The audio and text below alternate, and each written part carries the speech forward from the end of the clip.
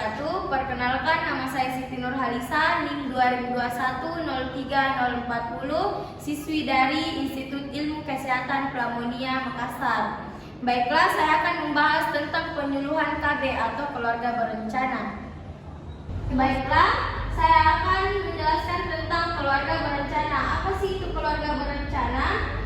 Keluarga berencana adalah membatasi jumlah anak hanya dua anak lebih baik. Selain itu, ada juga pengertian yang mengatakan bahwa KB adalah upaya mengatur kelahiran atau usaha pencegahan kehamilan sementara atau kesepakatan suami dan istri yang sah dengan berbagai kondisi tertentu. Siapa yang boleh ber-KB itu? Nah, yang boleh ber-KB yaitu pasangan usia subur, yaitu usia 15 sampai 49 tahun. Tentunya yang belum menopause dan yang ingin menunda kehamilannya.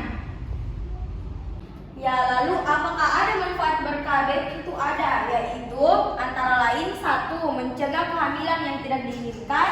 Yang kedua, mengurangi risiko kematian dan kualitas kasih sayang yang diberikan ibu kepada anak yang akan lebih meningkat. Dan yang ketiga yaitu meningkatkan kesejahteraan keluarga.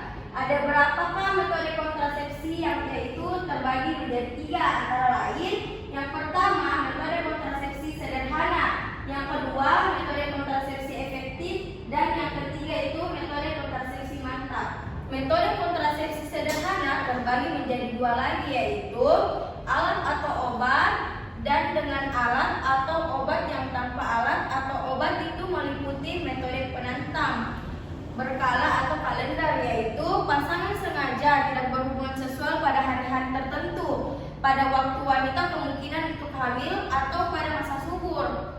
Nah, untuk angka kegagalan yaitu 14 dari 100 wanita per tahun. Dan amenorea laktasi yaitu suatu metode kontrasepsi pasca salin yang bersifat sementara dan alamiah dengan mengandalkan kemampuan ibu untuk menyusui anaknya dengan umur bayi kurang lebih dari 6 bulan. Secara fisiologis, ketika seorang ibu menyusui anaknya secara adekuat, proses hormonal di dalam tubuh wanita akan menghambat pelepasan sel telur dan menstruasi sehingga akan menyebabkan wanita tersebut tidak dapat hamil untuk sementara. Untuk keefektifan metode amenorea laktasi yaitu 98% dari 100% dan hanya selama 6 bulan saja. Selanjutnya, metode sederhana dengan alat atau obat meliputi kondom atau karet KB yang berupa intrafak atau diafragma. Kondom atau karet KB ini adalah alat kontrasepsi sperma berupa sarung dari karet yang diselubungkan ke organ intim laki-laki. Dengan cara kerja mencegah sperma bertemu dengan sel telur sehingga tidak terjadi pembuahan. Nah, untuk keefektifannya, dia memiliki kekurangan sekitar 75% penggunaan kondom ini alergi dengan bahan lateks.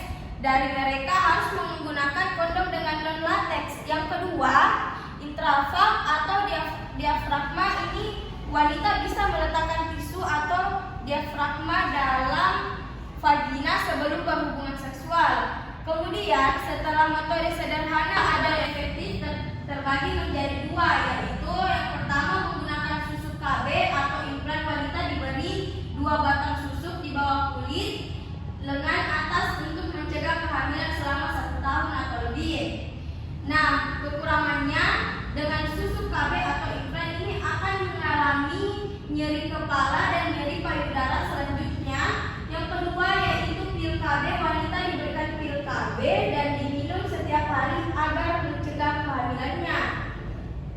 Dan ada pula yang ketiga itu yaitu IUD atau AKDR atau spiral, yaitu alat kecil yang dipasangkan ke dalam rahim yang berfungsi mencegah pertemuan ovum dalam rahim agar tidak terjadi kehamilan efektif. Dari itu, wanita akan mengalami kram kepada beberapa hari dan efek beberapa minggu. Keuntungannya yaitu sangat efektif dan merupakan metode jangka panjang. Dan yang terakhir yaitu suntikan atau injeksi. Jadi wanita diberikan suntikan atau injeksi dari dokter untuk mencegah kehamilannya. Keefektifan 1 kontrasepsi mantap ini yang terbagi lagi menjadi dua, yaitu yang pertama sterilisasi wanita atau tubektomi. Yang dimaksud dari sterilisasi wanita atau tubektomi yaitu mengikat dan memotong atau memasangkan cincin sehingga sel sperma tidak bisa bertemu dengan sel telur dan tidak menyebabkan kehamilan.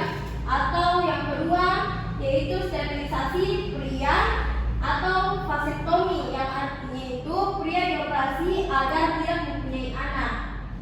Cukup sekian yang saya sampaikan mengenai materi KB ini. Tidak hanya memenuhi tugas penyuluhan, tetapi saya juga berharap agar materi yang saya bawakan atau yang saya sampaikan dapat bermanfaat bagi semua orang yang mendengarkan dan melihat video ini.